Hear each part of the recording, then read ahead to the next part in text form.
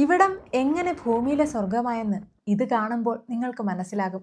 സാഹസികതയും പ്രകൃതി സൗന്ദര്യവും ഒരുപോലെ ആസ്വദിക്കാൻ പറ്റുന്ന സ്വിസ് ഗ്രാമമായ ഇന്റർലാക്കനിലേക്ക് പോയാലോ? പ്രകൃതിയുടെ മനോഹാരിതയിൽ സ്വയം മറന്ന് സ്കൈ ഡൈവിംഗ്, പാരാഗ്ലൈഡിംഗ് തുടങ്ങിയ സാഹസിക ആകർഷണങ്ങളിൽ ത്രസിച്ച് മഞ്ഞുറഞ്ഞു കിടക്കുന്ന യൂറോപ്യൻ ഭൂഖണ്ഡത്തിൻ്റെ അങ്ങ് അറ്റവും കണ്ട് 4 ദിവസത്തിൽ സ്വിറ്റ്സർലാൻഡിൻ്റെ അതിരുപറ്റാത്ത ചാരുതയുടെ ചെറിയൊരു ഭാഗം ഹൃദയത്തിൽ ശേഖരിച്ച് സമാധാനമായി ആൽപ്സ് മലയിറങ്ങാം. ഇന്റർലാക്കൻ്റെ ഇരുവശത്തായി ഒഴുകുന്ന തൂൺ ബ്രിയൻസ് തടാകങ്ങളുടെയും വാനോളം ഉയർന്നു നിൽക്കുന്ന ആൽപ്സിൻ്റെയും പനോരമിക് കാഴ്ചകൾ ഒരു കേബിൾ കാർ യാത്രയിലൂടെ എത്താൻ പറ്റുന്ന ഹാഡർഫ്ലുമിൽ നമ്മയും കാത്തിരിപ്പുണ്ട്. പിന്നെ മലനിരകളിൽ മനസ്സുടക്കി നിന്നു പോകുന്ന ആൽപൈൻ പൂന്തോട്ടങ്ങളും ഹൈക്കിംഗ് പാതകളും നിറഞ്ഞ ഷിനിഗ പ്ലേറ്റ്.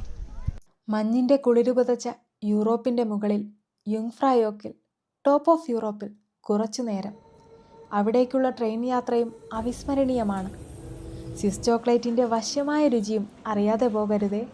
താഴ്വാരത്തിൻ്റെ മാറത്തേക്ക് ആഹ്ലാദത്തോടെ അമരുന്ന അനേകം വെള്ളച്ചാട്ടങ്ങളുടെ ഇടമായ ലോട്ടർബ്രൂണൻ, അവയോട് ചേർന്ന് നിൽക്കുന്ന ഗ്രാമീണ ജീവിതവും കാണേണ്ട കാഴ്ചയാണ്. മനോഹരമായ സ്വിസ് ഗ്രാമവും ഹൈക്കിങ്ങിനുള്ള നല്ലൊരിടവുമാണ് ഗ്രിൻഡൽവാൾഡ്.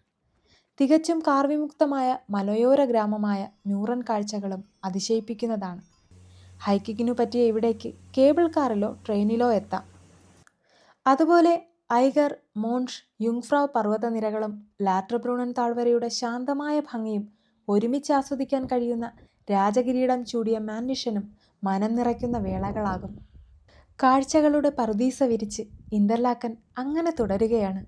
കൂടുതൽ യാത്രാവിശേഷങ്ങൾക്കായി യാത്രാജാലകം ഫോളോ ചെയ്യാൻ മറക്കരുതേ.